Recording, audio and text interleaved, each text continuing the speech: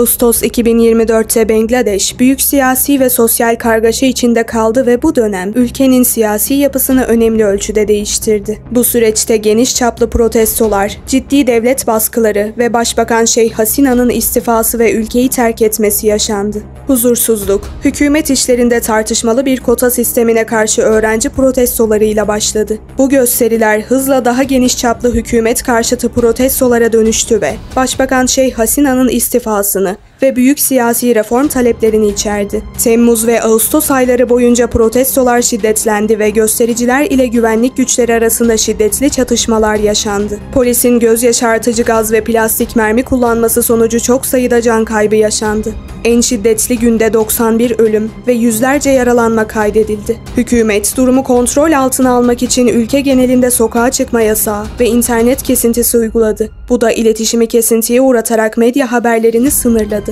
Şiddetin artması üzerine hükümet, düzeni sağlamak için askeri güçleri devreye soktu. Sokağa çıkma yasağı ve tren seferlerinin durdurulması, günlük yaşamı büyük ölçüde aksattı. Birleşmiş Milletler ve çeşitli insan hakları örgütleri, hükümetin eylemlerini kınayarak yasa dışı öldürmeler ve binlerce protestocunun gözaltına alınması gibi insan hakları ihlallerine dikkat çekti. Kaosun ortasında Başbakan Şeyh Hasina istifa ederek ailesiyle birlikte Hindistan'a kaçtı. Bu hamle, konutunun protestocular tarafından basılmasının ardından geldi. Hasina'nın istifasının ardından Bangladeş Ordusu Başkanı geçici bir hükümet kurma planlarını açıkladı. Ancak gelecekteki liderlik yapısı belirsizliğini koruyor. Çalkantılar, özellikle kritik öneme sahip tekstil endüstrisi olmak üzere Bangladeş ekonomisini önemli ölçüde etkiledi. Fabrikalar, güvenlik endişeleri nedeniyle süresiz olarak kapatıldı ve küresel tedarik zincirlerinde aksamalara neden oldu. Bu olaylar, Bangladeş için kritik bir dönüm noktası oldu ve ülkenin derin siyasi bölünmelerini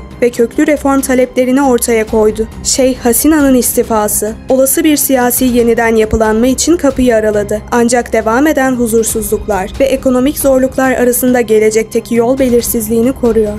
İngiltere'de sığınmacılara yönelik saldırılar ve protestolar artış gösterdi. Özellikle otellerde barınan mültecilere yönelik şiddet ve nefret söylemi dikkat çekmekte. Bu saldırılar, hükümetin ve medyanın mültecilere karşı kullandığı sert dilin de etkisiyle körüklendi. Son aylarda İngiltere'nin çeşitli bölgelerinde sığınmacıların konakladığı otellerin önünde aşırı sağ gruplar tarafından protestolar düzenlendi. Bu gruplar, mülteci karşıtı söylemleriyle tanınan Britain First ve Patriotic Alternative gibi aşırı sağ örgütlerdi. Özellikle Dover, Kuzeybatı, İngiltere ve Yorkshire bu tür eylemlerin merkezleri haline geldi. Protestolar sırasında şiddet olayları yaşandı, karşıt görüşlü gruplar arasında çatışmalar çıktı. Aşırı sağ grupların bu tür eylemleri, sosyal medya üzerinden geniş kitlelere yayılmakta ve toplumda gerginlik yaratmaktadır. Aşırı sağın yükselişi, politikacıların ve medyanın mültecilere yönelik sert söylemleriyle desteklendi. İçişleri Bakanı Suella Braverman'in mülteci krizini istila olarak nitelendirmesi, aşırı sağın bu tür söylemleri sahiplenmesine neden oldu. Bu söylemler,